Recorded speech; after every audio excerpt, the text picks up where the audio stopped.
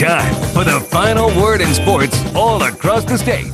You're listening to Sports Talk with your hosts, Phil Kornbluth, Will Pelagic, and the Professor Tom Hayes. You've been waiting all day, so join the show now by calling 800-956-7266. First and foremost, my confidence has gone up, throughout that course of time, and my teammates, the confidence in me to get the job done. I feel like, they rallied around and they've, boosted me as well. So that's one of the biggest things that I can take, that I feel like that's grown throughout the course of that time. Really controlling my feet, slowing it down, sporadic, or just under control more. Get my base right underneath me, doing a lot more, footwork drills in our individual time at practice, and then just really focusing on accuracy. If the ball's not right there in front of him, he's getting on me.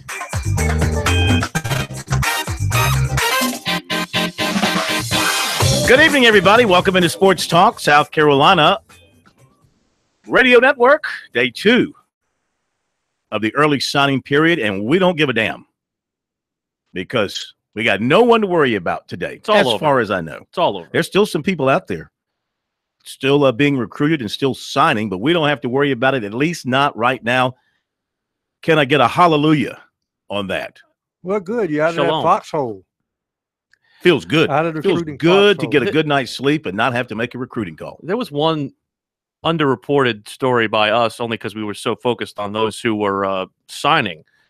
But the little kerfluffle that arose between Dabo and Urban Meyer, let me just point something out to those of you who are the uninitiated. If you are under the illusion that negative recruiting does not go on and that these coaches aren't like, gossiping like a sewing circle about each other with these recruits, then you need a reality check. So just because Dabo said that Urban Meyer was on the last legs of his career, possibly, the man did, quote unquote, retire from Florida, right?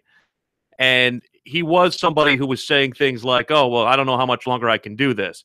And that was why Dabo, when he was talking with us to the side after finding out about that quote that was appropriated to him by Jackson Carman, he's like, is that the most earth-shattering news in the world? Like, come on, man. Like, if you're going to slam Dabo for that, like really? Like, come on, man. Man, don't think, like you said, it doesn't happen all the time. I'm sure Bill Snyder gets hit with it all the time in recruiting. Spurrier was getting hit with it, I'm sure. Saban is probably having it being talked about in the living rooms with players that he's recruiting. It's a normal topic to bring up in recruiting when you're comparing, if you're down to a couple of schools and you say, now look, I'm a young guy, I'm in my 40s and we're established, we're going to be here for a while. Coach X over here, he's had a great career. What a great coach he is. Who knows how much longer he's going to be there? He might be gone he might not make it through your 3 years. Trying to slam Dabo for that, it's like, really? Like, Dabo wants to get the player, man. That's your job is to get the player. Well, right now, it's just like the little kid in the sandbox. Dabo's standing over there. He's a national champion. He's got his new white knickers on, and somebody wants to take a little mud and brush on his socks. How about the upset heard round the basketball world last night? Mike Young will be here at 6:30, by the way. Can't wait to talk to him. Yeah, I'm kind of angry with Mike Young because I was about to go to sleep. Then I started watching the game, and I said, I'm not moving. Think about this. Think about this now. I was just in my lifetime just thinking about this, but Bobby Roberts, Tates Locke, Rick Barnes, Bill Foster,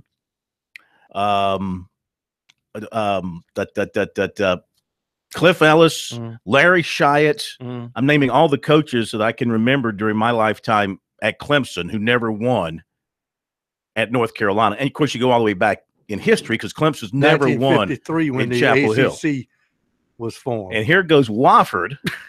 Wofford, who lost to South Carolina, going in there and not only beating the 5 in blue, but they beat the 3 in the stripes as well. It's crazy. That's the case. That they were trying to screw Wofford out of that win in the final minutes. The thing about Wofford you have to love is a guy that we saw firsthand for the first time when they played South Carolina, Fletcher McGee. That guy's a ball player, man. How is that kid not at a major D1 program? Well, don't tell Mike that. Well, I'm not saying that. I'm just saying, how is that kid? How'd that kid go under the radar? You can ask him when he joins. How'd that kid go under the radar? Well, and down right down the road in Florida, Orlando, Florida. But he was. I thought once he started hitting, I don't think some of those shots he could see the basket, but he had already had the radar range like a bat at that point. Wait, Fletcher McGee's playing this year. He could start for South Carolina at guard. Well, this might be a sign for Clemson. Maybe this is the year. Maybe this is the year they'll go up there in January. They play North Carolina twice, home and away. They'll go up there, I think it's January 16th at 7 o'clock.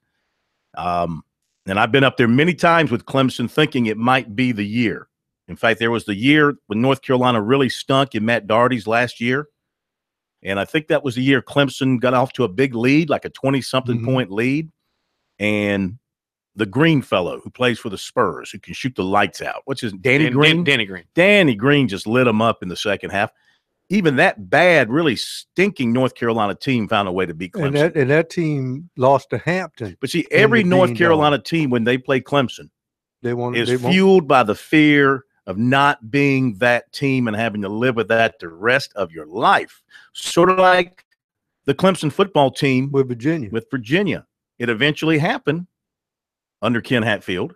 It eventually happened. Nobody in Tar Heel Blue in their Michael Jordans want to be on the floor when that happens, and of course, if it happens. And of course, I think it was 2-3 years ago, Wofford beat NC State in Raleigh. So it's interesting how things are going on. And Furman had a chance to get Tennessee last night in Knoxville. Yeah, Wofford's enrollment like 1/20th the size of the capacity of North Carolina's home court. Now, one recruiting note: he committed last night, and he's officially signed now. Channing Tindall, the linebacker from Spring Valley, signing with Georgia. So congratulations to him and the folks at the Valley. Not shocked by that. He is going to, probably be a great player at Georgia. And this is where, South Carolina and Clemson, I don't know what happened. Clemson was slow with him and did not offer him until it was really too late. And they took Jake Venables ahead of him.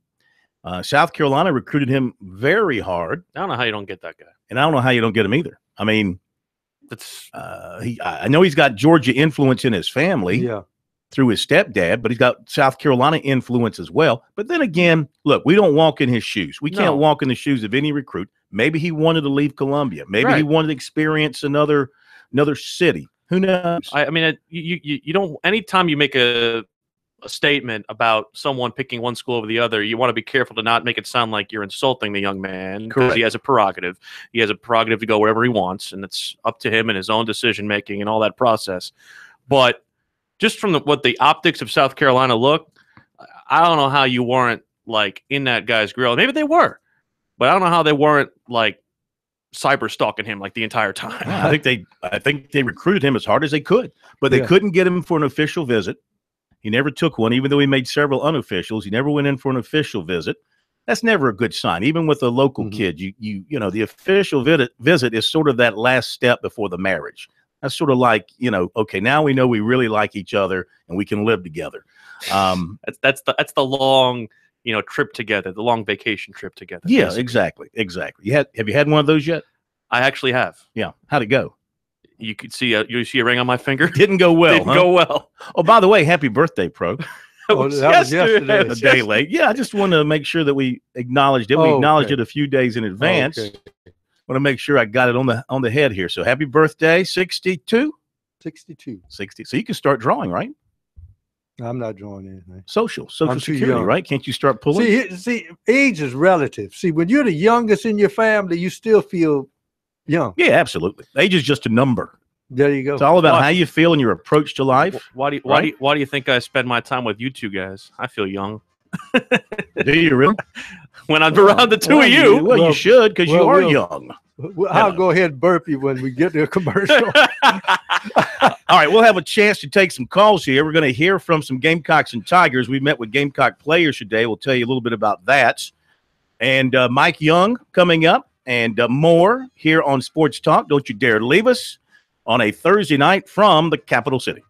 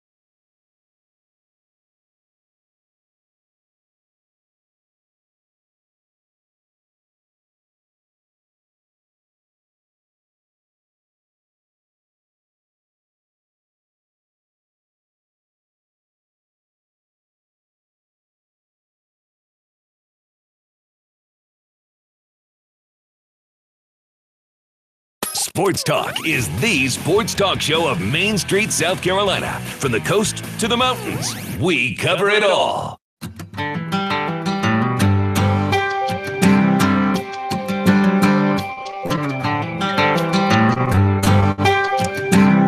right, let me give you our starting lineup tonight. Mike Young will be joining us here at the bottom of the hour to talk about, well, we'll ask him, but I mean, that's, when you think about it, that's probably as good a win for Wofford as winning a tournament game.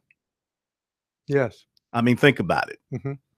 I mean, you can win a tournament game and everybody would go crazy for it, but then you're going to play the next day against a better team and, you know, be tough.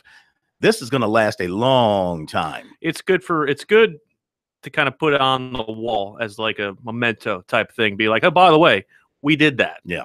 Mm-hmm. We're going to hear from Mike Morgan, top of the next hour. Morgan on the move. We'll hear from the Gamecocks' Jake Bentley here in just a little bit, and also the Gamecocks' Hayden Hurst and Kelly Bryant and Hunter Renfro scheduled to be with us tonight here on Sports Talks. We got a bunch to come your way. We'll drop in a couple of recruiting notes as well. Love to hear from you. 800-956-7266. Start talking about USC Michigan and Clemson, Alabama. We'll be down starting next week. I'll be in Tampa. Will be in New Orleans, and Pro will be here. A reminder, we'll be on the air tomorrow night, live. No show on Monday, Christmas Day, no show on of any kind. Not live, not recorded, not archived, not nothing. So make a note of that. Back with you live on Tuesday from location. Pro said he wanted me to bring back some beignet mix from New Orleans. Ben Gay? Beignet. Oh. You know I don't eat sugar. So What's that used for? To make beignets, like the brown, dough. Those sugar coated. Cinnamon buns? You don't know what beignets are? No. They're the fried donuts. Listen, I am not worldly like apparently you are. He does not know. I grew up in Latta. He does not South know what Carolina. beignets are, but he knows. I know what Pillsbury Doughboy biscuits are. But he knows that Larry Bird in his later years used beignet. I should talk to my friend Andy Staples from Sports Illustrated, see what it can find you to eat in Tampa, man. Name dropper. He had a funny name dropper. He had a funny today. He said apparently they're doing some security work at Sports Illustrated, and someone asked him his username or password. He said, "My username is Steve Tannehill 18, and my password is in the front, party in the back," making reference to his mullet from days gone by. I thought it was funny. You can sit here and not laugh and think it's not funny. Pro laughed earlier. I don't see anything, and Tannehill wouldn't appreciate it either. Who doesn't even know who you are.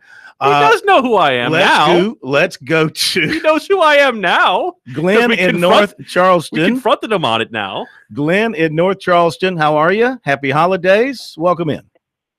Happy holidays to you guys. I want to wish the listeners and your guests, too, a happy Merry Christmas. And I hope Alabama has a big win over Clemson, and Carolina will probably beat Michigan. I think they're the weaker team, and let's go forth. It'll be a very good New Year. Thank you very much. Thank you very much. You know, started watching a little bit of Michigan today just to kind of – I didn't see much of them during the season, so I want to kind of get a glimpse of them. And make you fall asleep? Well, it is old school. It is very old I mean, school. It's definitely, you know, a throwback. I mean, they do a lot of different things, but they do have a fullback. They do use their tight ends. They will go empty sometime. You want to know why, right? Because they don't have a quarterback. Yeah, they're having a problem. But their defense is really good. Very good. And very well coached. They'll be a big physical defensive unit. But their offense, even though they don't have the great quarterback play, they are big up front, and they do like to run right at you. And this is going to be a stout challenge for South Carolina in all phases. We were over there today to listen to the players. It was kind of their bowl media day while in Columbia. Several players came through, and a couple of notes out of that from listening to the players and what they had to say as a group. They all seem to be very pleased with Brian McClendon as offensive coordinator and what he is doing. Hayden Hurst said he never gave a thought about not playing in the bowl game. Good for him. After he decided to turn pro, never gave that a thought. And Zach Bailey said he's undecided about what he's going to do. You know, Muschamp said he fully expects him back, but Zach said, I'll see after the game. Jake Bentley, of course, some changes with him, with McClendon and now his dad. working directly with him, and we'll get to that in just a little bit. And because I don't think I put it in the folder yet. Way to go! I've been sitting here talking. You were sitting here. I've been sitting here touting how smart you've been over the last couple of hours, and yet now you're back to forgetfulness. Well, we were talking about Hayden Hurst. Yeah. And we don't know what the offense is going to do if they pick up the pace, but he could move up a couple of draft lists. People will talk about his age. I think I wouldn't worry about that. He'll be 24, but if he has a good game in here, some teams are going to be sitting there looking at that tape and say, wait a minute. See, now, we could use this guy. While I say the thing about Jake Bentley and the stats in the bowl game from USF, making a last impression in college is a great first impression for the National Football League. Boom. And in that vein, with Hayden Hurst, they never fully utilized him to his full potential, and he's going to be a guy who will have to live off of upside if he wants to get picked highly in the NFL draft. Well, I think, first of all, his work ethic is truly second to none. Number two, his skill set is still being developed as a football player. Right. This will only be his third year of football next year. Right. And so in the right organization, you can use him as a tight end or a flex tight end. He has the skills to do both. He has the strength and size to block. He has the athleticism and the speed to get separation from a linebacker or a strong safety and make the catch down the field and then do something with it. So, and he has the will and determination. I don't see any way the guy is not a success in the next at the next level, personally. And, especially down in the red zone where a lot of teams are now utilizing 2 and 3 tight ends in the red zone, and he shows he may pull up and throw at some point. He's just an athlete, and he's just a great athlete. He's physical, and that's the thing. When you get into the National Football League, you're not going to be going up against linebackers a lot of times. You're going to be going up against corners, and you're going to be able to need to get separation away from guys. And if he can prove that, that's the biggest part. And I think that's the thing that has grown in his game from last year to this year, because not only did he learn how to gain separation, but he learned how to impact the game with his blocking. And if you're able to do that from this year going into his first NFL year, no one's saying he's going to start an NFL roster next year, but you can get a spot either on a practice squad or get drafted in a late round and make an impact on special teams, or somehow you can make a very, very big deal for yourself going into the next level. We'll hear from Bentley coming up in just a little bit. My bad, I failed to put it in the right place, so we'll have that for you coming up in the next half hour. Mike Young coming up after the bottom of the hour break. We'll talk with him about the humongous win for Wofford last night at North Carolina. Got a bowl game tonight. It's taking place down in Florida. It is the Gasparilla Bowl. Temple and FIU. First 2 bowl games of the week have just been slaughters. One team, Skip Holtz had that offense clicking last night for La Tech, and just like the other night for Florida Atlantic. SMU looked like a team that had just hired its head coach 8 days ago. Oh wait, yeah, and actually decided they coach in the game, which was the dumbest idea you could have possibly done. Yeah, this will be Temple and FIU tonight. So Butch Davis in his first season, 8-4 with the Panthers, and he's got his offense going with a pretty good quarterback, Alex McGew, throwing the ball pretty well. One thing that Jake Bentley told us today, talking about throwing the football, that his dad now is his quarterback's coach. And I think that's a great move. I think that that's going to pay off big for South Carolina because Bobby Bentley is a quarterback coach. He's a quarterback developer. And Jake said, they're working on, again, his feet and getting him to slow down his feet and to get his, as he put it, get his base right. And then he's working on accuracy. He's a 61% passer.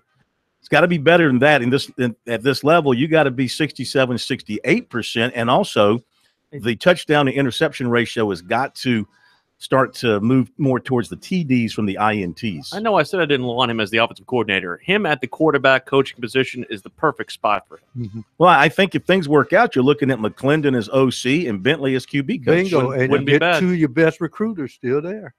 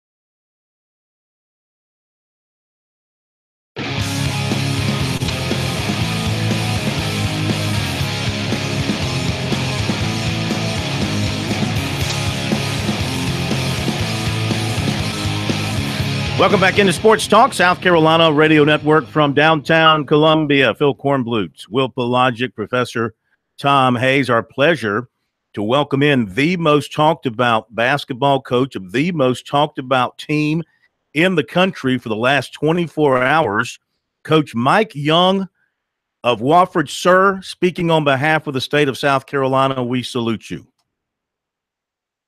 Phil, I appreciate it. Been a great 24 hours. Great night for Wofford. Great night for all of South Carolina. We're tickled to death. Absolutely. I mean, that was just so fun to watch, knowing how things happen to the underdog in Chapel Hill when a team who's not supposed to win has got the heels down. Funny things happen. Always have, whether it's Carmichael or even going back to their other gym. Was that I don't remember the name of the old gym. And now the Smith Center. But you fought through it all. Your players had a lot of guts last night. I couldn't agree more. I don't think there's a better description of what we saw than guts and toughness and resolve and, being great teammates and making the extra pass, taking big charges, all those little things that go into doing something that we were able to accomplish last night. That was as much fun as I've had in quite some time. And we look forward to what lies ahead. We got a chance to have a really good basketball team last night, certainly a step in a positive direction. Coach, how fortunate do you feel to have a player of Fletcher McGee's caliber? Because in my mind, everybody could use a high-volume scorer like that. And the fact that he's playing for your ball club, I have to think that you're just tickled to death to have him. Well, he's wonderful. He's wonderful. He is a runaway shooter, we refer to him, guys that can move at full tilt, sprinting away from the basket and get their shoulders turned and make a shot. As good as he's been all year, his offensive numbers are off the charts. They're staggering. He missed some shots last night that they're like layups for him. Now, North Carolina had something to do with that, with the length and presence that they possess defensively. But he's a special man. I tell you what, guys, as good a player as he is, he's a better human being. And I count my blessings often to have the opportunity to coach somebody of his caliber. Coach, you often hear, it's almost like a cliche, last 5 minutes of the first half, first 5 minutes of the second half, very important. In my mind, watching that game on TV, I thought you guys won that game at the end of the first half. That 8-0 run, your team looked like they were floating on air as they walked to the locker room.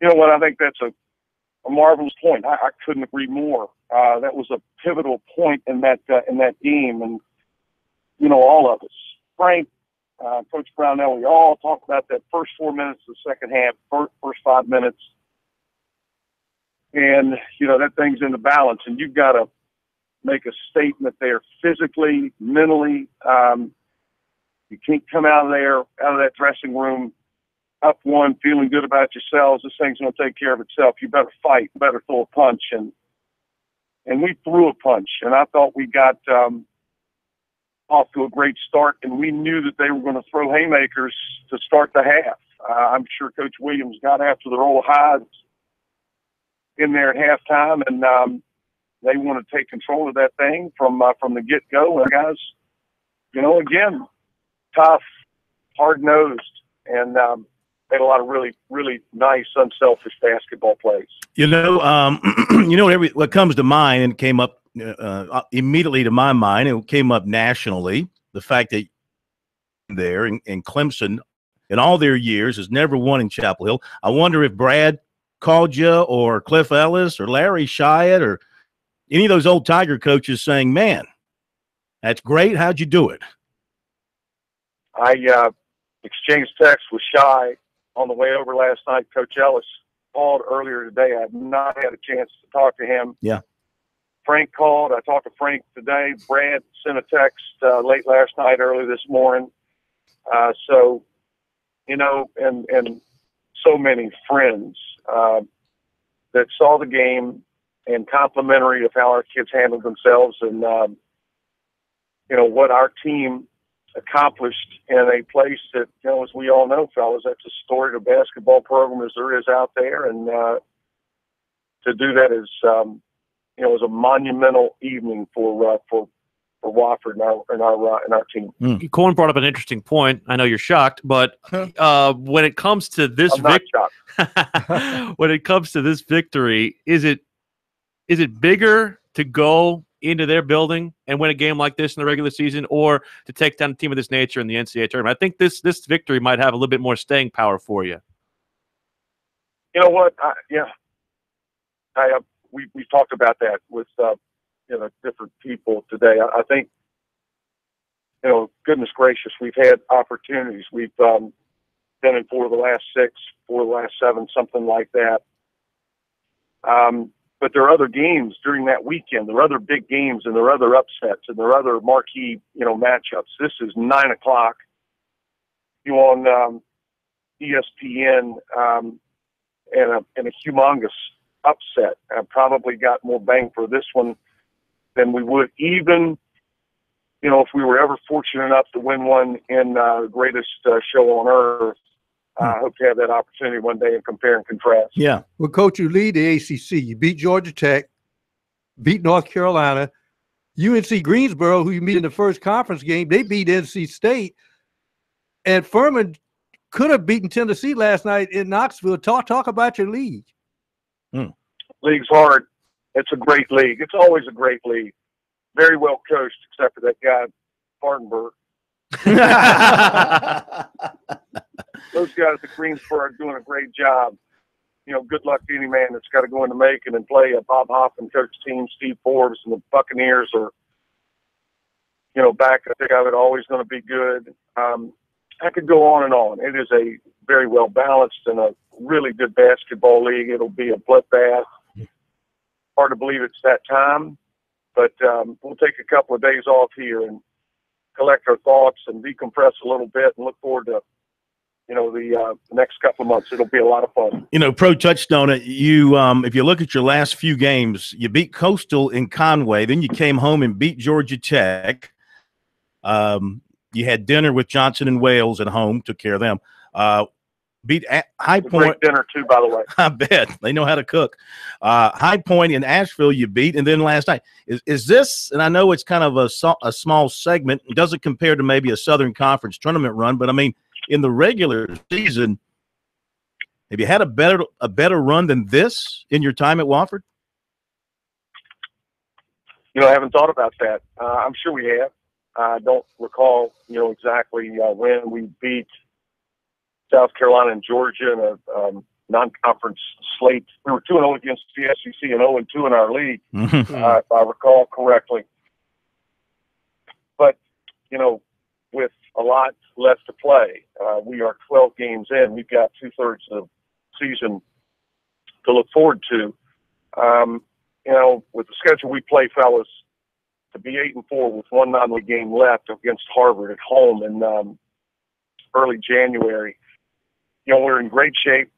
We're healthy, thank goodness, knock on wood, and we've got a chance. We've got a chance to have a very good year with really good basketball players and kids that are about the right stuff. Out of me and into we. They're about the team, and that's a lot of fun to walk into a practice each day.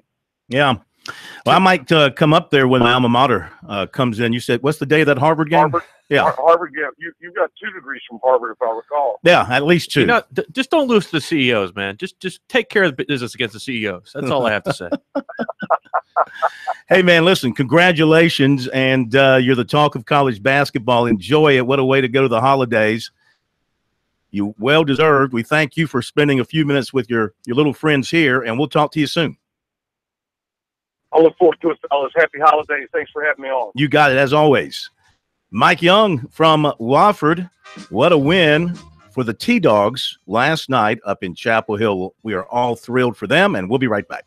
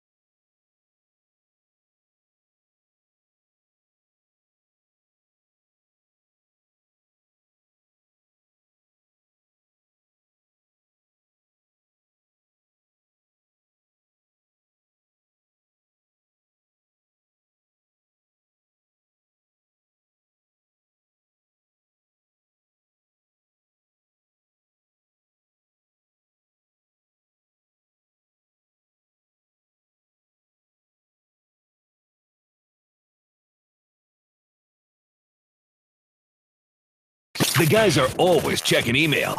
Send your comments or questions to talkback@sportstalksc.com. Now, more of Sports Talk from Columbia's Main Street. Thanks again to Mike Young for being with us tonight here on Sports Talk. Great hearing from him. And again, congratulations to Wofford. What a well, kind of a mixed bag of things with Wofford over the past several weeks with the football team doing so well, but Mike Ayers announcing his retirement, the Jerry Richardson situation, because, you know, he's got a lot of things with his name on it at Wofford that if all this stuff becomes public and the degree to which the allegations turn out to be true, what do you do if you're Wofford with his name on buildings and everything else? The new stadium. Plus all the money he has given to them. So we'll see how they deal with that. But that's a story for another time. But now this big win for the basketball team is just great. Want to remind you, it's not yet Christmas Eve, is it? When is that? Sunday. That would be Sunday. Exactly. You have until then to purchase one of the state's finest Christmas trees, because they're still on sale all over the state at your local South Carolina Department of Agriculture Farmers Market. Celebrate the holidays. Make your home beautiful and support our farmers today. Trees are available until Christmas Eve. Speaking of great things, not Bob Eibach, but the things that he is going to talk about, they're great. No, Bob's great too, as we welcome in Bob Eibach once again to Sports Talk, representing Extra Yard for Teachers, with something that you want to get your hands on. Hey, Bob. Hey, good evening. I've been listening to you guys online, and just before I comment about these Clemson playoff footballs that we're talking about for charity for Extra Yard for Teachers, I got to say, you know, years ago, I remember Chaminade pulling that upset when I was running the Maui Invitational Tournament against Virginia, and that that game last night, I had to read the paper 3 different times today to see that North Carolina lost. Yeah. What a shocker, huh? It's crazy, man. Yeah, crazy, and great for Little Wofford College and great for the state of South Carolina. Yeah, that's for sure. You know, and that's what they always say. I know it's a cliche. You got to play the game. That's why you play them. And speaking of that, I can't wait. Speaking about a game, Clemson going ahead to the rematch coming up against Alabama in the semifinal game coming up on January the 1st. And I know for Clemson fans, we've got another treat for you if you're a collector of really cool memorabilia. We've done this the last 2 years with the Tigers when they were in the college football playoffs. And once again, Wilson's going to be producing 5,000 limited edition full-size footballs to raise monies for Extra Yard for Teachers, which will help out school teachers throughout the state of South Carolina. And when you get these footballs, you also get a very nice acrylic display case for just $99. And when I give out the toll-free number and the website, you'll be able to go to the website and actually download a Christmas card with a picture of the football. So if you want to do some last-minute Christmas shopping for that Clemson fan, you can do that. You'll get a picture of the ball. You get a Christmas card. You put it under the tree, put it in the stocking, and be done with your shopping. So I'll give that out in just a second. But I do want to point out, this is the 3rd straight year we've been doing this with the Tigers. They're back in the playoffs 3 straight times. They won it last year. And on these footballs this year, we'll have a couple white panels on them with the official Tiger Paw orange logo right there in the center. We've got some information about the school's football history going back to 1896 on one side of that panel. And then on the other side, we list some of the cool championships that the Tigers have been involved in, including the national titles that they won in 1981 and last season, and also their 3 consecutive seasons in the college football playoffs, along with all their conference title championships, the division championships, and their 3 perfect seasons. And then right below that, we have a nice section called A Season to Remember. And we go game by game with the date, the opponent, final score of all Clemson's games this year, including the big ACC championship game win against Miami.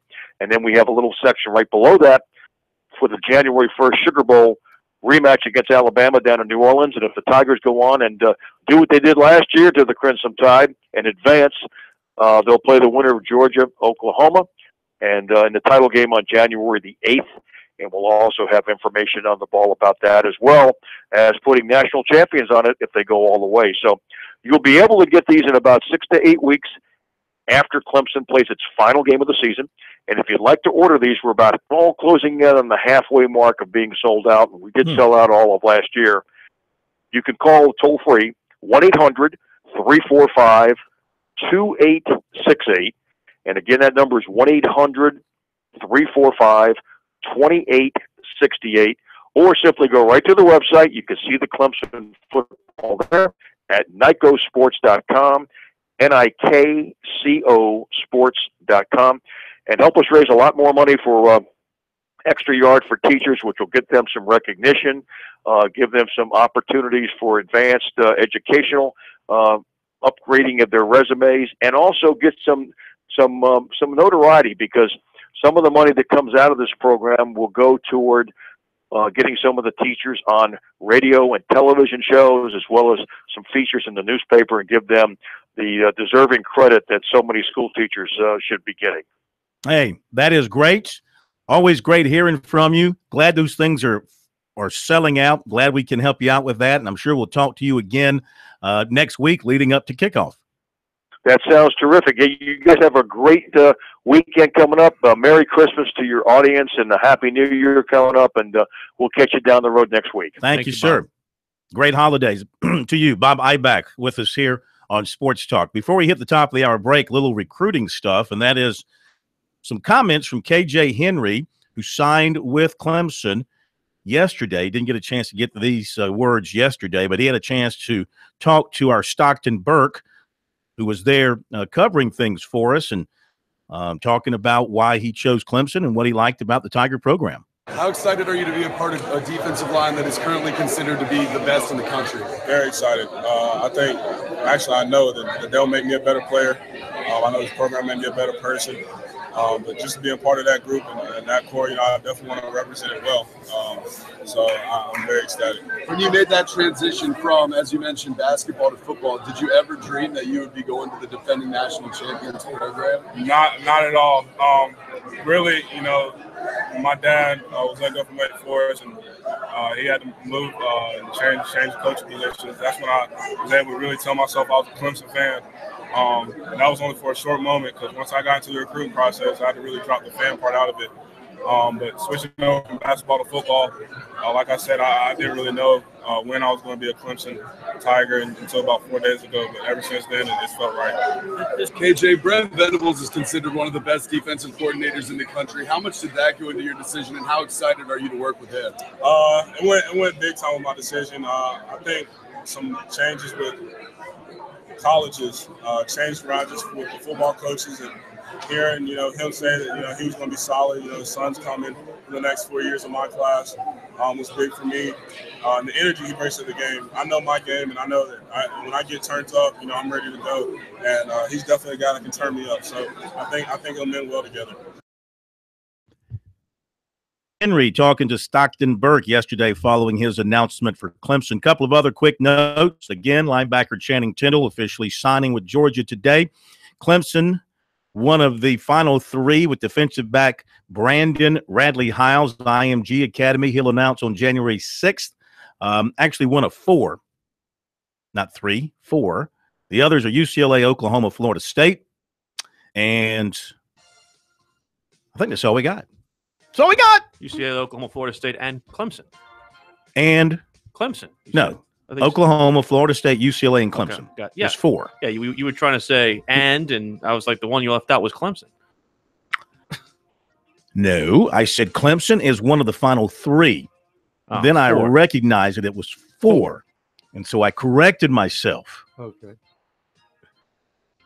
Top of the hour break here on Sports Talk. When we come back, we will get to comments from Jake Bentley and from which Tiger? Let's do quarterbacks. Kelly Bryant, we'll hear from him. Mike Morgan on the move. We'll hear from him as well. Take more of your phone calls. Who do you like? USC Mish? Clemson Alla? What do you think?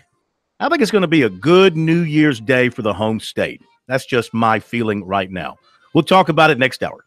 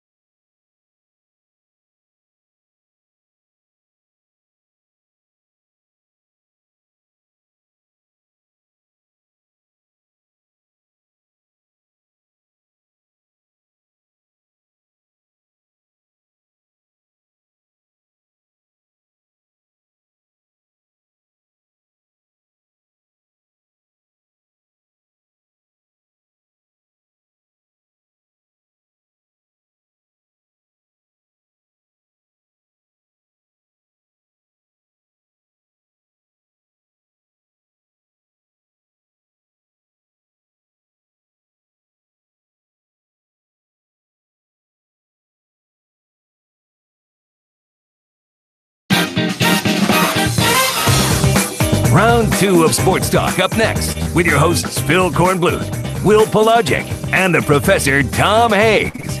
Don't leave us hanging. Join the show, 800-956-7266.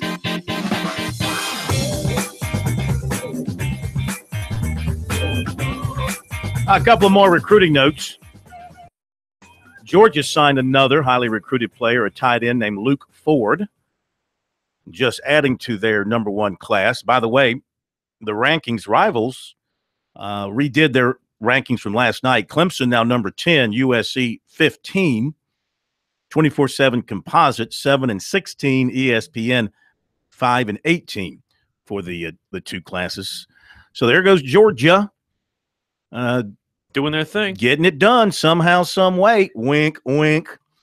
By the way, you know, idiots just live on Twitter. You know that. Just outright bona fide, certified, without question, idiots. Okay, you know who you are. Wow. And here's Xavier Thomas after signing with Clemson yesterday, and he and the family go out shopping for a car. Oh. And, you know, you got people just jumping on him on Twitter. Somebody took a picture, put it on Twitter, and everybody's like, you know, oh, okay, there, sign with Clemson, go. I mean, come on, people. But he's a mid-year guy, and didn't he go into school? Yeah, he's going to school.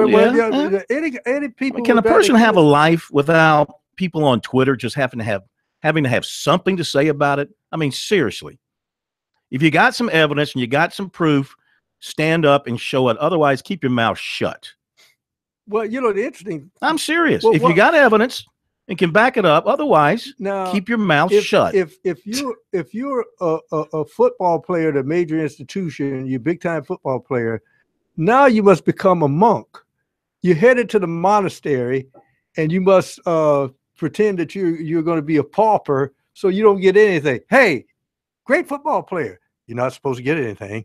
Now, let's welcome in Mike Morgan. Morgan on the move here on Sports Talk during the holiday season. He's like Santa because he's pretty much everywhere doing this and doing that. And tonight he's doing it for us, brought to you by Founders Federal Credit Union. Their mortgage team is more equipped than ever to help you with the mortgage process.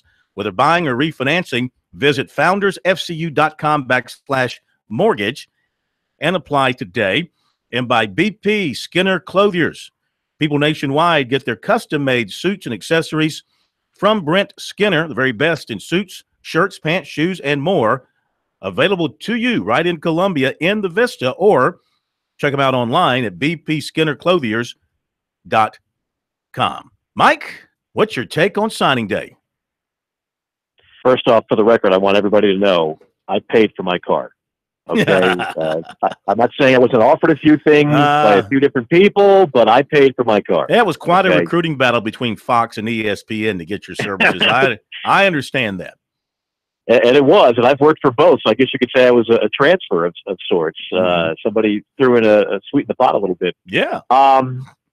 First off, you know, I in terms of the signing day, I think it's very intriguing as to whether or not this thing will stick, whether or not it works for everybody. It seems like a lot of coaches, like Nick Saban leading the way, don't like it, particularly if you're in the playoff. As a fan, I think it's great. It gives us something else to talk about. And I guess for somebody like yourself, it'll lighten your workload in February, right? Because the majority of these kids seem to be signing early. Well, people think that, and yeah, numbers-wise, yes. But think about this.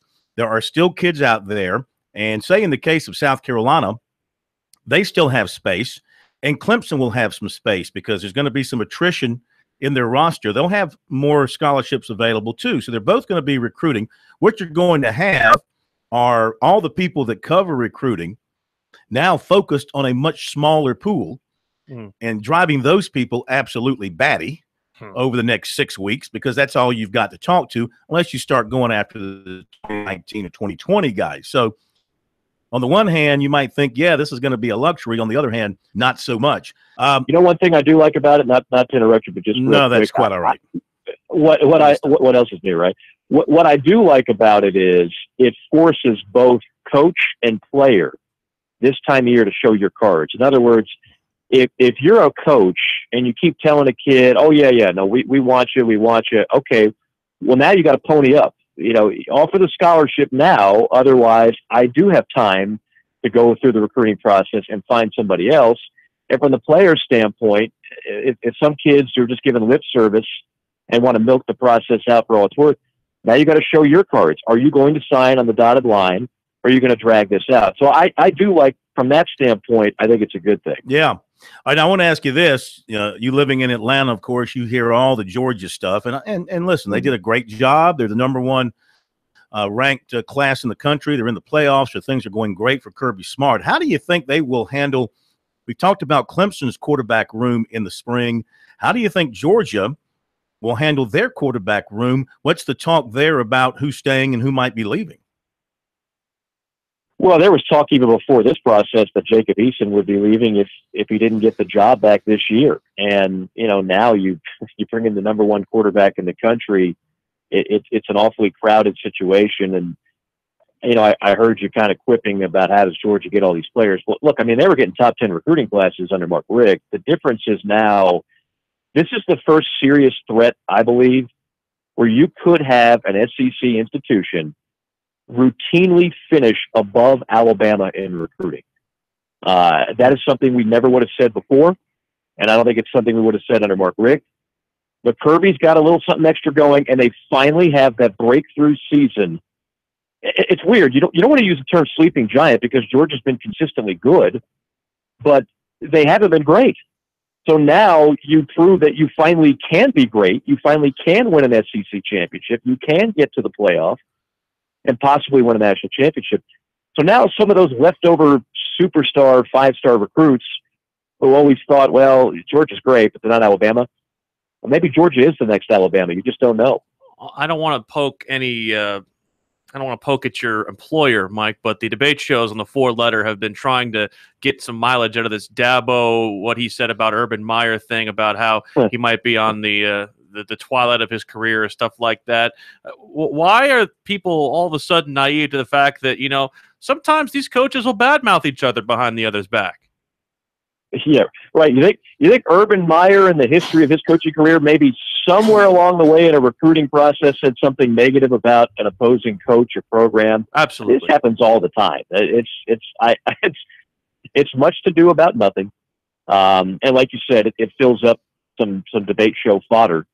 But it's truly nothing. It happens all the time. And Steve Spurrier, people use that against him for many, many years. First at Florida when they said he's going to leave for the NFL, and of course they were right. And eventually, well, he's so old he's going to retire, and eventually they were right. And eventually Urban Meyer is going to retire. Now we don't know if that's 2 years from now or 10 years from now, but if it helps you land a recruit, you're going to say it. What's the harm in that? I don't see any of all the dirty parts of recruiting. A coach making a statement like that is about as innocuous as you'll find in what is otherwise a pretty grimy process. We'll shift to round ball. I know you did the Georgia Tech game. Georgia looked real good in that one. But just talk about your thoughts of the Terriers taking down the Blue Bellies last night. I love it for Richard Johnson, and I remember Richard as a coach, and now the AD, and a guy who, first of all, is one of the most likable people in college athletics, and secondly, has done a tremendous job there, and they're always well coached. That's been the story on Wofford for years, and they've pulled off some upsets in state against South Carolina and Clemson, but that's one you'll remember forever. All those kids will hold on to that memory for the rest of their lives. It'll be a page out of the media guide for the next 100 years and maybe beyond. So I was happy for him. I think it was outstanding. It's part of the reason why we love college basketball. That's not happening very often in college football. But on a given night in hoops, if a team comes out, shoots the ball well, plays smart together, you can beat Goliath. All right, hang on a second. Mike, come back to you for a couple more minutes. Mike Morgan on the move with us here tonight, sharing some of his thoughtful gems with us, and we'll get more from him on the basketball side of things here. Find out where he's headed over the holidays for hoops, and we'll talk a little bit about the Gamecocks and Tigers with him, and a couple of other things from the national basketball perspective. Back with more with Morgan in a moment.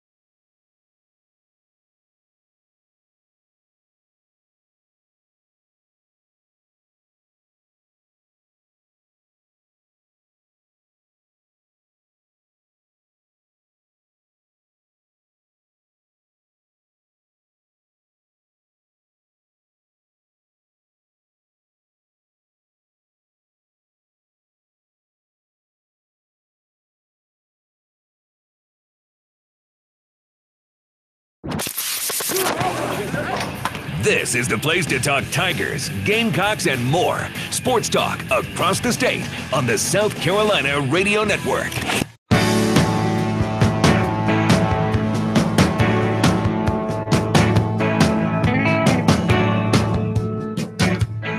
All right, couple more minutes with Mike Morgan here on Sports Talk. Morgan on the move. And one more thing on Wofford. Fletcher McGee, you see a lot of terrific basketball players. He is lighting it up for Wofford. How does a talent like that fall into Mike Young's hands? Mike. I'm sorry, say it again? Nice of you to pay attention. I apologize, I lost you there. Yeah. Fletcher McGee having a great season. How does a talent like that fall into Mike Young's hands? That's a good question. I mean, I just seeing a little bit of him and doing a little guesswork, and again, you follow recruiting a lot more than I did. Was he not one of those highly recruited guys because they said he wasn't athletic enough? He's just kind of he's a mid-major type talent. Was that the book on him? I never followed him. Well, but that tells you if he was that good of a talent, you would have. So, I mean, my guess is he's like a lot of kids who are not overly imposing athletically, but just have a great game. And a lot of programs saw that and said, well, you know, he can score and but will he be able to get a shot off at the next level? Will he be able to be an impact player? Can he defend anybody at the next level? You know, sometimes that's the margin of how thin the margin is between playing in a Power 5 school or Power 6, whatever you want to call it in basketball, 24/7 versus playing in a mid-major. 24/7 has I'm only down for 3 offers, Corn: Wofford, Belmont, and Appalachian State. Huh. See? And I'm going to tell you what, and Belmont's another program that nobody wants to play because year in, year out, they're one of the top shooting teams in the country, and they always knock off powerful programs. That's a great story. It's a story you like to talk about in sports. Clemson took it to South Carolina in their matchup the other night at Little John Coliseum. Your reaction to how that game turned out? Well, on the Clemson side, hats off to Brad Brownell. I mean, I think it's a big year for him, as I've said, and they're 10-1. Marquise Reed is obviously a special talent, but really what they're doing that's overall special is that they got 5 guys averaging double figures. Very few programs in the country, believe it or not, that can say that. So that they're passing the ball around. They've got different guys that are contributing on every night. They don't just rely on one superstar. So while he doesn't have McDonald's All-Americans and true blue-chip guys, he's got good players that know how to play well with one another. It'll be very interesting to see how he's able to keep that up in conference play. You know, Pro mentioned I just had Georgia Tech. Nobody saw Georgia Tech coming last year under Josh Pastner, but they were good enough. They just missed the tournament. They nearly won the NIT. Maybe Clemson is this year's Georgia Tech. Well, the thing that gets me is the fact that the pressure on this team, because this is a pivotal year for Brad Brownell, because everybody's talking about, does he have any job security? And this team, this team has not felt that they have to fight for their coach. They just look like they're playing a great brand of basketball. When you got a team, as Frank Martin said, full of seniors, guys who've been there, it's refreshing to see guys with experience playing college basketball now. It's great to be old in college basketball, and that's one thing that can nullify a team with superior talent. It's the ultimate equalizer. It's the equivalent of winning the turnover battle in football. If you have veterans that know how to play, you can overcome a more talented team. Now, in the case of South Carolina is not a more talented team. What they're going to have to go through is they're going to have to figure out who is going to score, because they just don't have guys right now. I've mentioned Gravitt needs to improve his play dramatically if he's going to lead that offense. Right now, I just don't see that. And I just think Frank is limited in terms of options. They don't have a lot of guys that can be a consistent scorer, at least not at this point in their careers. So when you have that situation, you can rebound well, you can defend well, and do some other things well. But very often it comes down to making shots. And right now they're just a team that doesn't make a whole lot of shots. Well, Mike, as we speak right now, Frank Martin is headed to New York to go talk to Rakeem Felder and kind of take his temperature about whether or not he wants to come back to Carolina and get himself enrolled in school and possibly rejoin the team. What impact could he have, if any? I think he could have a big impact because, quite frankly, I think he'd eat up a lot of the minutes Brad's taking. I was more impressed with him last year. It just seemed to be more ready at that level to give you scoring from the point guard spot. Now, look, he's not a panacea. He's not going to go in there and all of a sudden this is going to be a team that averages 80 points a game. That's not his game, and that's not what kind of player he is, and he hasn't been playing, so it's probably going to take a couple of weeks for him to even get into a flow. But Frank knows full and well the deck that he has right now, it's not a team that is going to fare extremely well in an SEC, which, as I've said before and I'm on record, is the best and deepest it's been in 10 years. South Carolina needs some help from somebody, and maybe Felder is the guy to give it to him. You a little surprised that, I mean, in terms of personnel and talent, they haven't, at least at this point, from what we can tell, really benefited from their Final Four run? Well, let me. Yeah, I'm glad you brought that up. I don't know how much time I have, but let me, if I've got a minute. You have enough. Yeah. Okay, I know it's a very tight clock there. It's a tight ship you run. Well, we've kind of opened things up for you because you're special. Thank you. I appreciate it. And plus, you're going to get us some socks from Mr. Skinner over there. So you need to get a custom suit. A man of your incredible build would look very good in a custom-made suit from Brent Skinner. Well, can he do a 34 short? You're not a 34. Yeah, he could do. There's not a size he can't do. You're not a 34 short. That is a runway model like yourself. You'll be fine. No, it's just a couple things real quick on your question. This is the same question everybody asked about Eddie Fogler when they won the SEC, and all of a sudden they were looking, and who were the two recruits? It was, oh gosh, I forgot their name. At any rate, was it Rikus Nix maybe? They were not exceptional talents, but the point is, you don't. So many of these kids' minds are made up, so you're not going to cash in on a Final Four out of nowhere in the few months after that before signing day, because most of those kids had already been looking at Duke and North Carolina and Arizona and UCLA and Florida, et cetera, Kentucky. So you have to have a little bit of consistency before you get consistently great recruits. It's a chicken egg argument, but one Final Four sandwiched in between or coming off of 10 years of just being a dormant program, you don't just go knocking on doors at that point and say, okay, all Americans come on over. They've already made up their decision. I still believe Frank Martin will get the best players that program has been able to get in a long time. He's not going anywhere, nor should he. There should be no talk of what Frank can or can't do. He seemed to bring in pretty good kids at Kansas State, right? I mean, they made 4 NCAA tournaments in 5 years. So the problem is not Frank Martin. The problem is he's got to battle 10 years of some atrocious basketball that he walked into when he took the job, and then 3 or 4 years of rebuilding it when he got the job. But I would say, obviously everybody's talking about Zion. If you get him, that's an immediate game changer. If you don't, I still believe the recruiting will be amped up. But to expect it right away after one Final Four, that to me is not realistic. All right, finally, 1 minute. 1 minute left in the game. Who is around the SEC? Who is your pre-conference player of the year? Well, I just had Georgia, so maybe I'm a little bit biased by this. I mean, Deontay Maton is the safest bet on that. Okay, is he a lottery pick at the NBA? No. Is he a great college player who does everything well? Yes. He's going to be up there. I think of all the talk about Kentucky freshmen, there's one to me that stands above the rest, and it's Kevin Knox. Of course, his father was a wide receiver for Florida State. How many stars did he have, Phil? I think 3.5. 3.5, 4. There you go. But I think Knox, I think Maton, Sexton of Alabama. If you haven't seen that kid play as a freshman, he is ridiculously good. He will be a lottery pick. And if Alabama wins, he's very potentially your player of the year. But I would think those three guys off the top of my head. Texas A&M's got the two bigs, but I don't think they're going to stand out to the level of the first three names I mentioned. And those would be the top three guys off the top of my head. Real quick, what's your next game? I've got Florida tomorrow night, and then I've got SEC opener December 30th. It'll be Tennessee at Arkansas, which will be a very good game between two potential tournament teams. Outstanding. Thank you, my friend. Happy holidays. We'll talk to you next week. Same to everybody out there. Have a terrific Christmas. Thank you, Mike. Mike Morgan. Morgan on the move with us here on Sports Talk. Jake Bentley coming up after the break.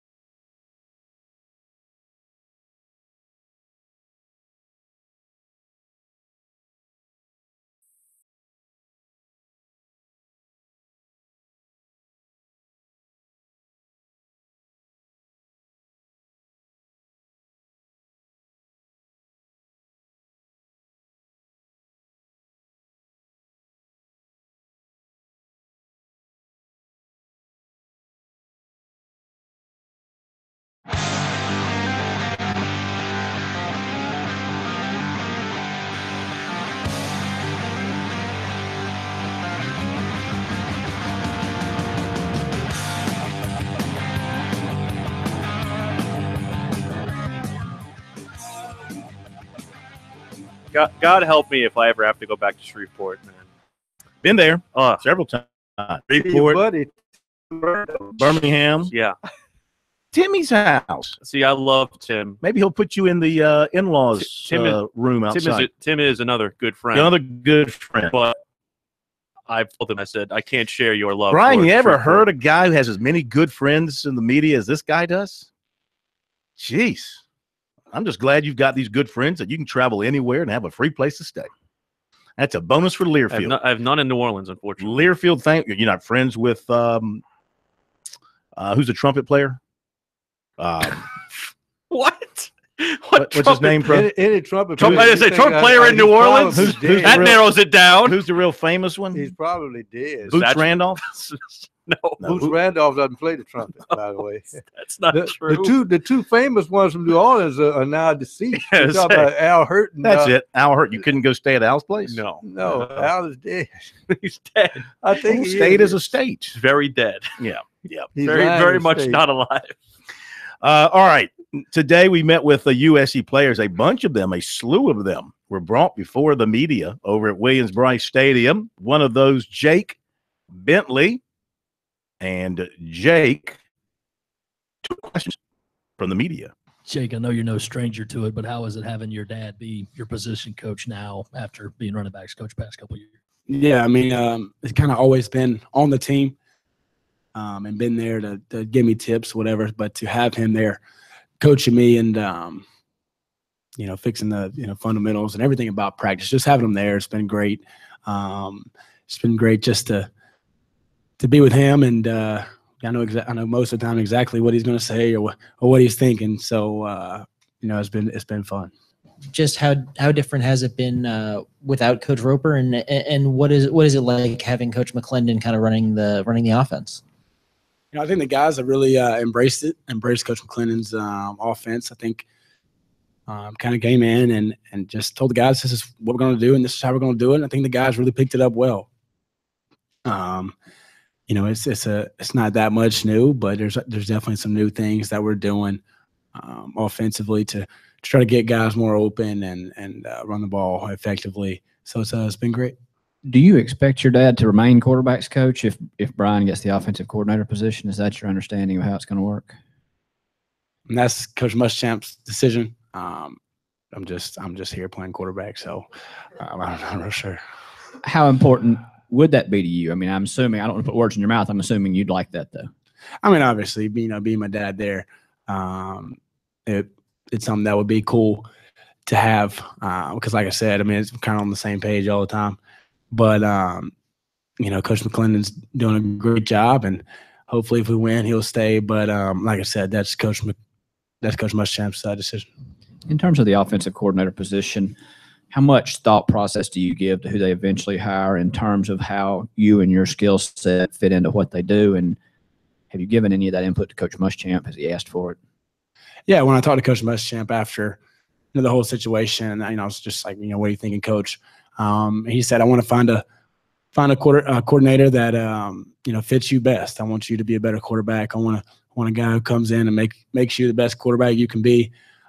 And that's what he told me. And I believe in him 100% that he's going to do that.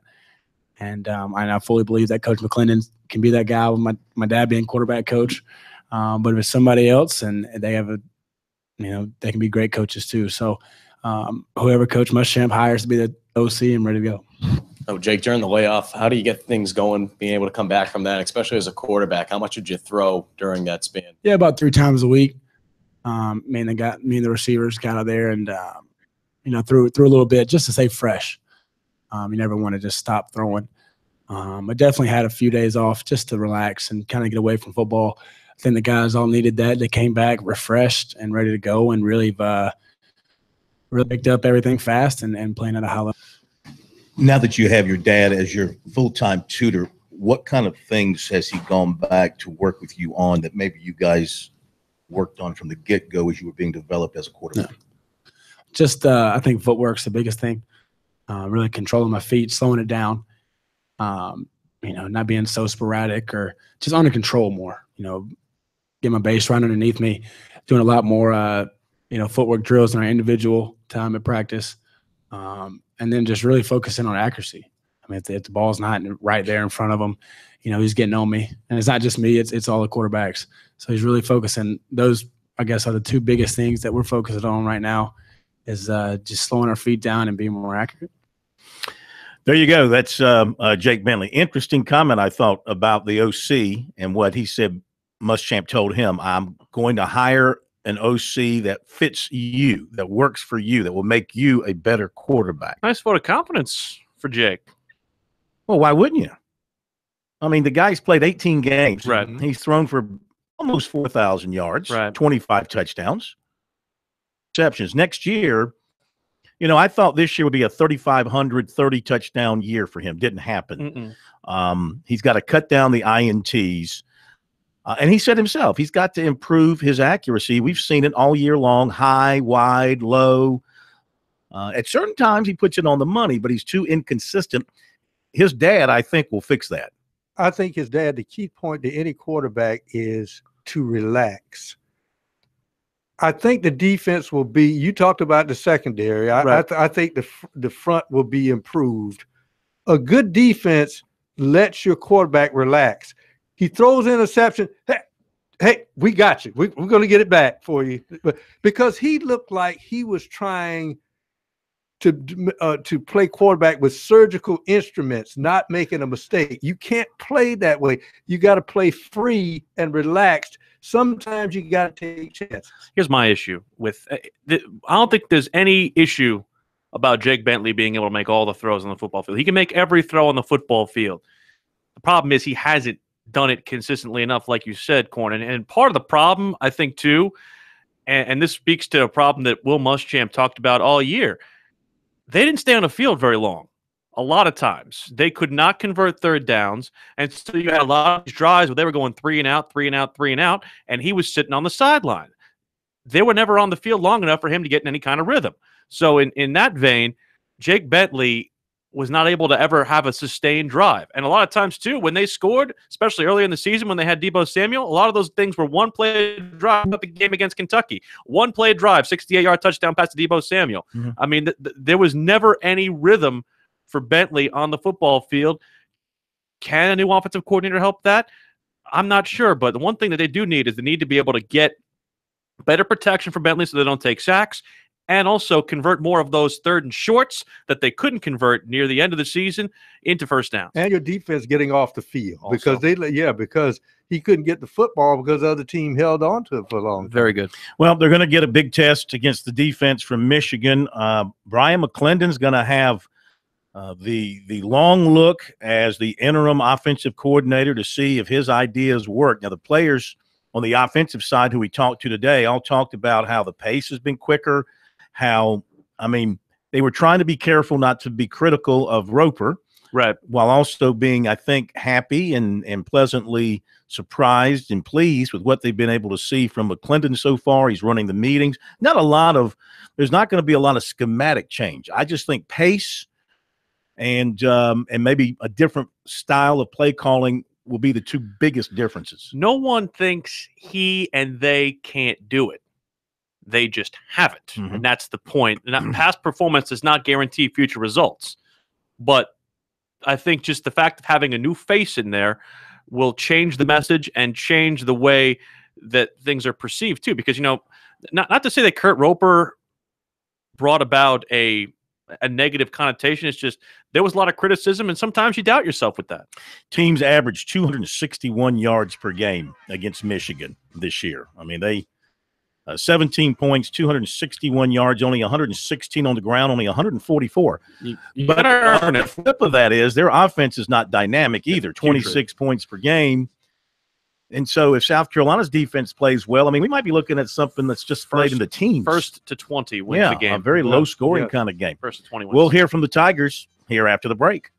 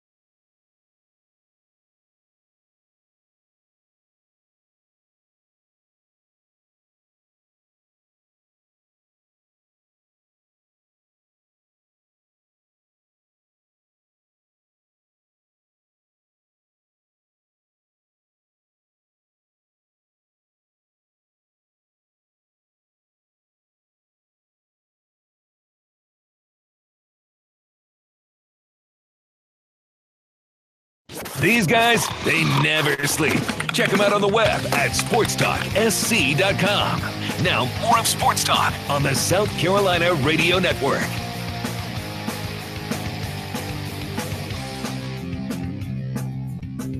Hey, it's getting late in the week for me to remind you of this. I'll do it anyway. The state's finest Christmas trees are still on sale throughout the state at your local South Carolina Department of Agriculture Farmers Market. Celebrate the holidays.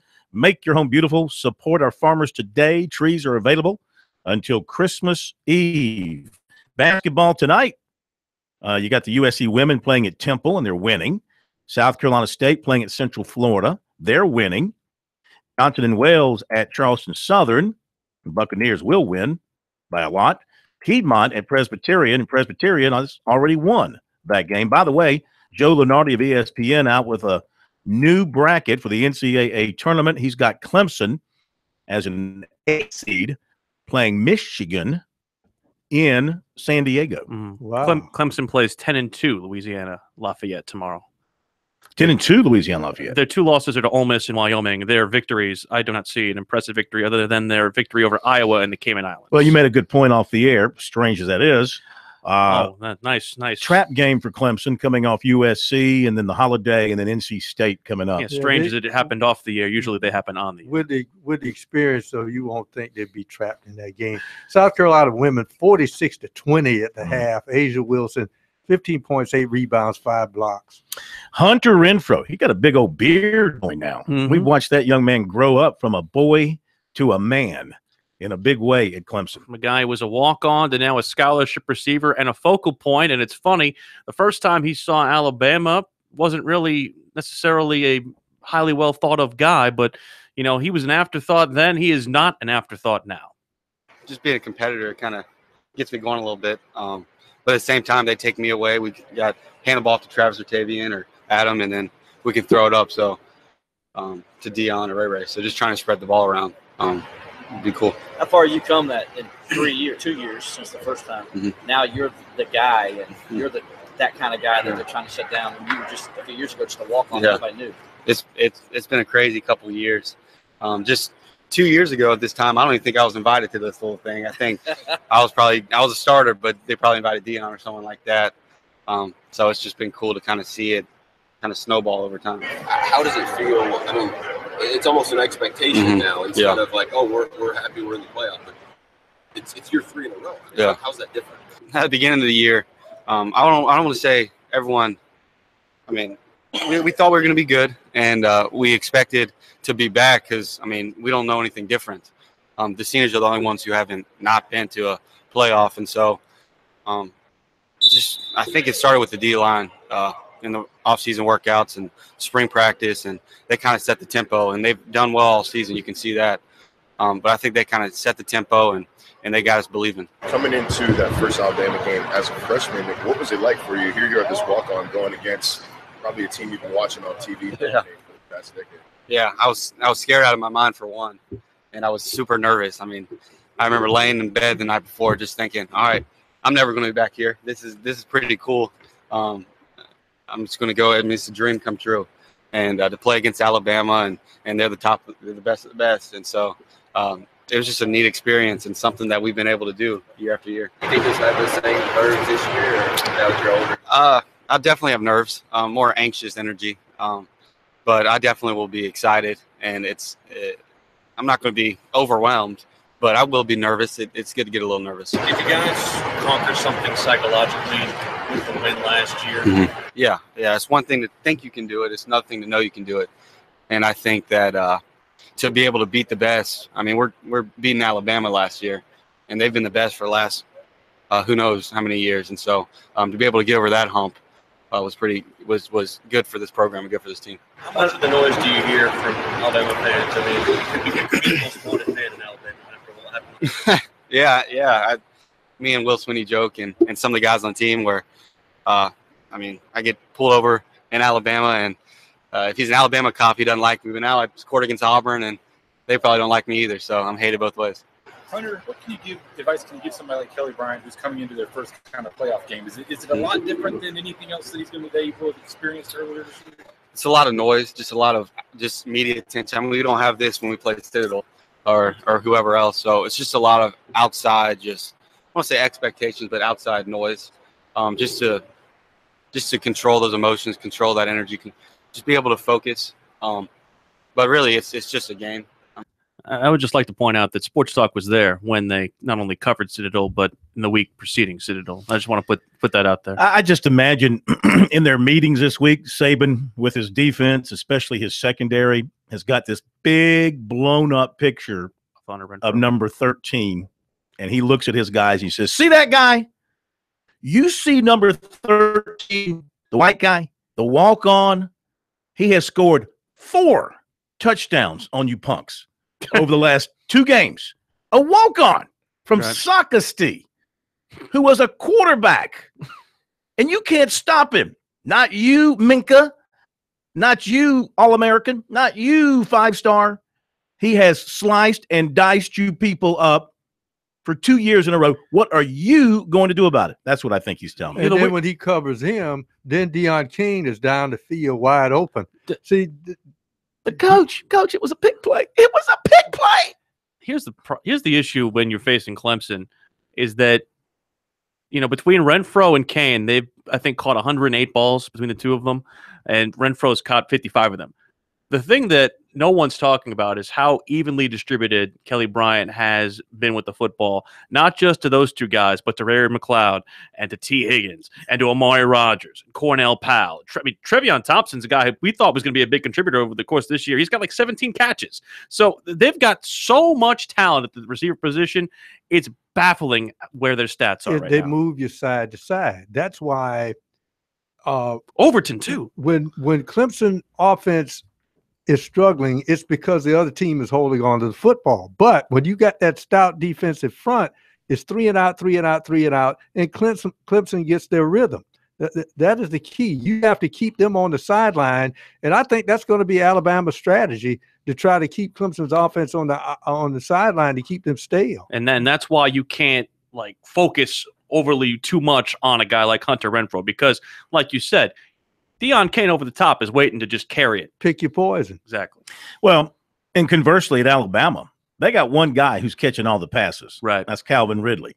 As we pointed out earlier this month when this thing was put together, looking at Alabama, I was shocked by the spread between the number of catches that Calvin Ridley has and the number 2 guy on the receiving list at Alabama. It's ridiculous how Jalen Hurts just locks in on one guy for the most part. Well, they also do a lot of with the halfbacks too, with Damian Harris and not necessarily much with Scarborough, but with some of those other running backs, they like to use the flat game, and so some of those might show up as runs instead of passes. And that was something I was talking about yesterday with Ryan Carter. I said, basically to your point, they give Ridley and then they have a bunch of these guys who not necessarily show up on the stat sheet. He's like, well, they're great in the flat game, at least on film. Well, Ridley's got 55 of their catches. They've got 171 receptions this year. He's got almost half. He's got 55. The next leading receiver is running back Bo Scarborough with 14. The next leading receiver is Jerry Jeudy with 13. And it goes down from there. Sims has 13. Irv Smith Jr., the tight end, has 13. Clemson needs to pay attention to the tight end. I told him to do that the first game. He's not O.J. Howard. No. But, this Irv Smith out of New Jersey was very highly recruited. He's got 13 catches, 3 for touchdowns. And Nick Saban has this thing of throwing on first down in postseason. He doesn't do it much in the regular season, but he does. There's going to be. You're going to see. Now, Saban's got a full month to get ready for Clemson, unlike the last 2 times when it was just a few days. You're going to see a lot of different stuff, I got to believe, from Saban this time around. They'll run the football, though.